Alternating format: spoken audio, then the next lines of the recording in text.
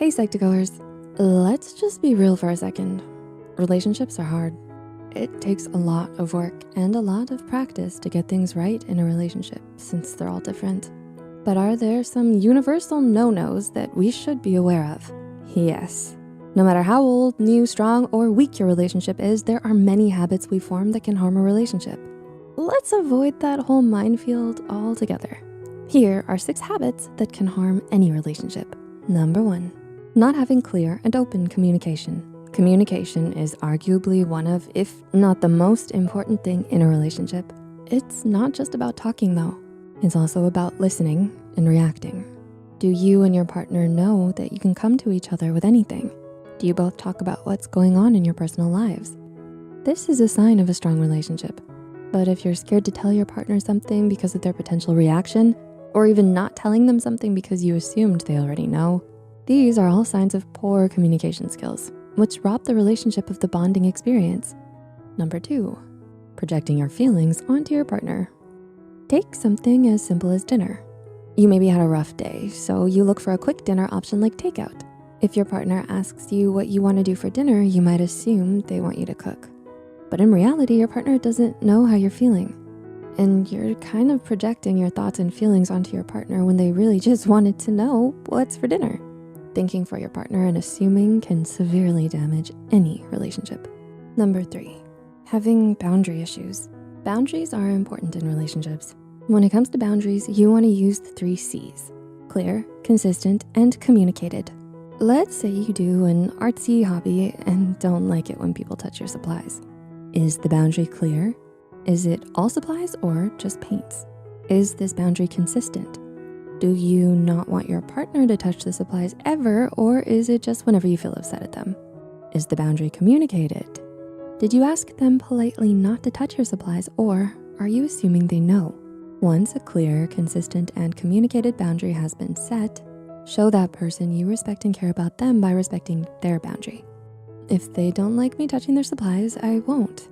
If I need supplies for a project, I can ask if they would mind me using something. And if they do, I can get my own. Number 4, showing little to no affection. Affection and intimacy are incredibly important for a relationship. This doesn't just mean physical. There are many ways to show affection and to be intimate.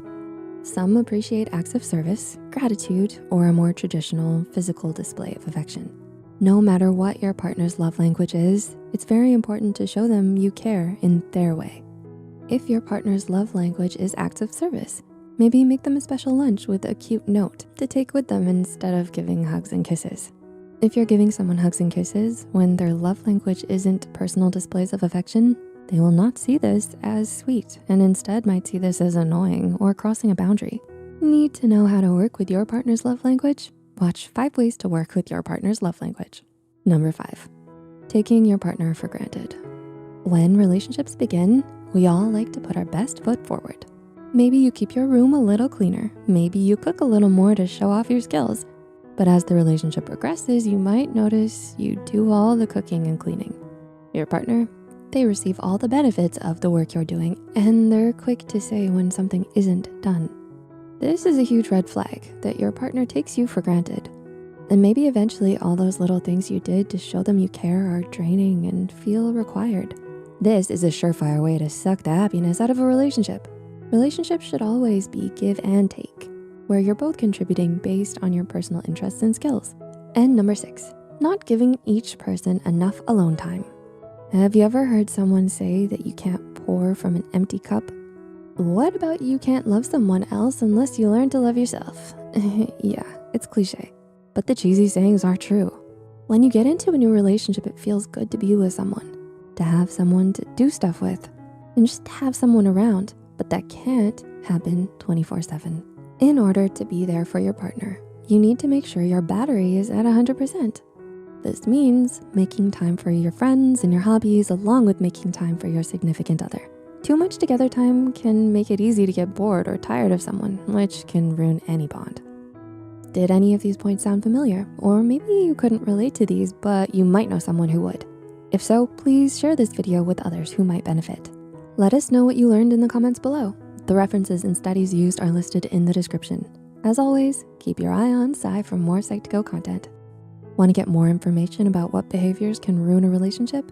Check out 10 behaviors that destroy relationships. Thanks so much for watching, and until next time, take care.